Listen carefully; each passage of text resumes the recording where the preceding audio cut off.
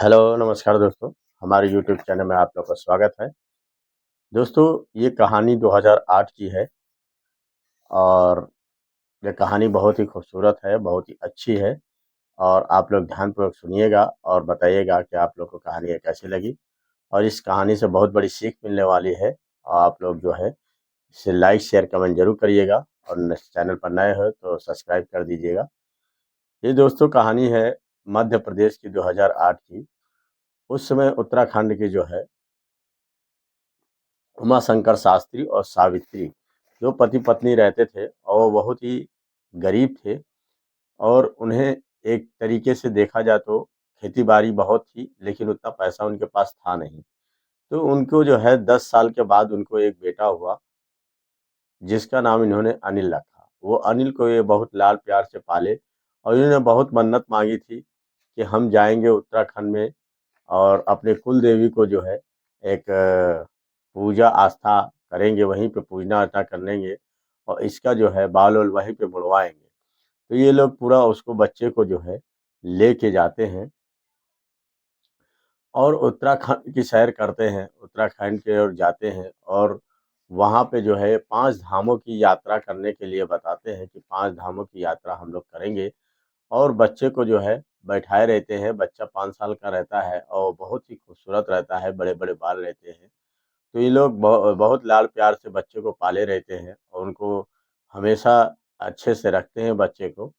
तो उसी समय एक बस दुर्घटना दोस्तों होती है। बस जो है एक पत्थर से टकरा जाती है और टकराने के बाद जो है सब उसमें कई यात्री उसमें घायल हो जाते हैं, कई यात्री उसमें मर जाते हैं।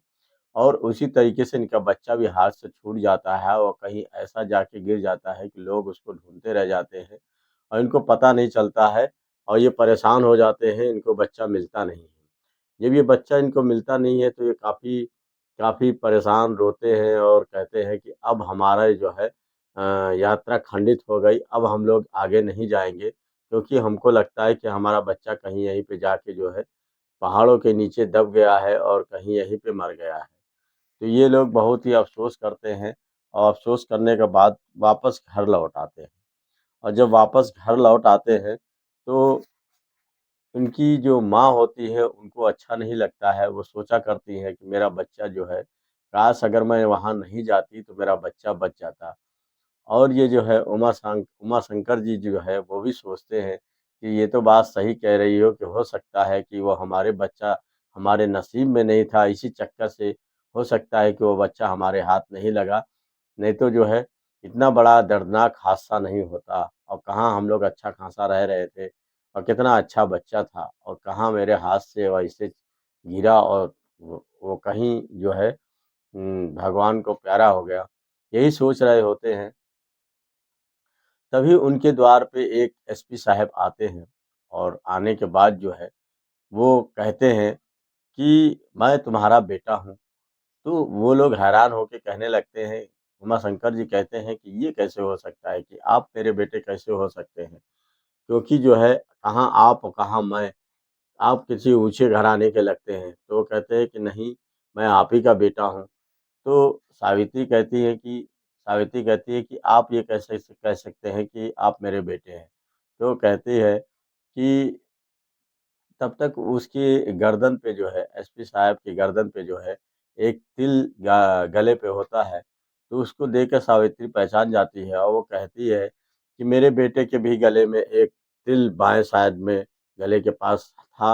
अगर देखें आपके पास आपके गले के पास है, तो वो जब देखते हैं तो देख के दंग रह जाती है और वो कहने लगती है कि ये मेरा ही बेटा है।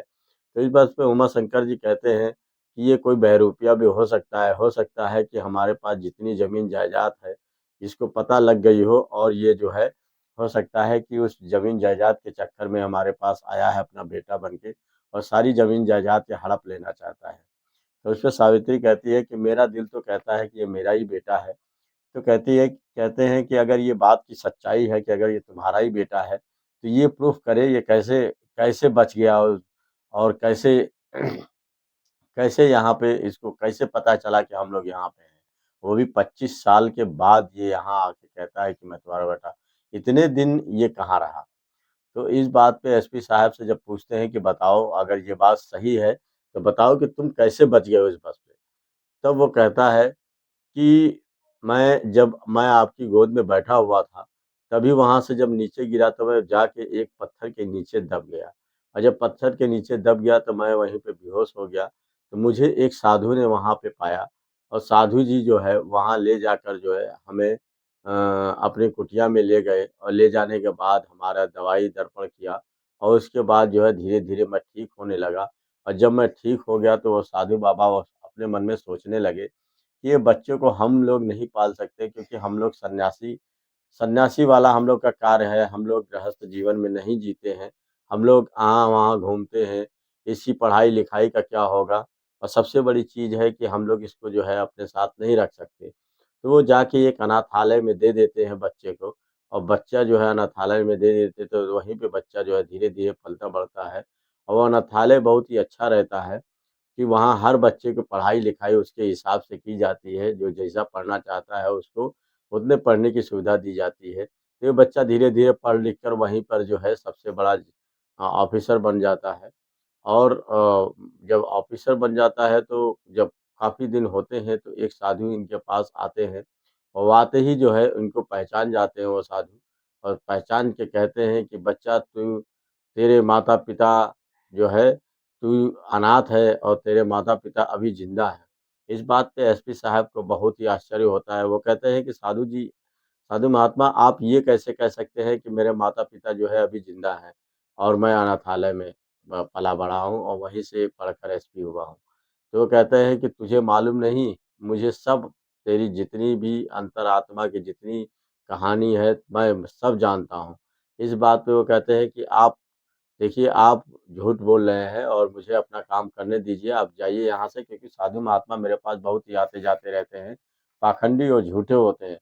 तो कहते हैं, "देख बेटे मुझे आप पाखंडी या झूठ मत बताओ क्योंकि मैं वही बोला जो तुम्हारे मेरी आँखों में जो दिखाई पड़ा और मुझे पूरा यकीन है और अब मैं तुम्हें पूरी पूरी तरीके से वो कहानी तुमको अपने आप दिख जाएगी और तुम मानने लगोगे कि हाँ, सत्य है।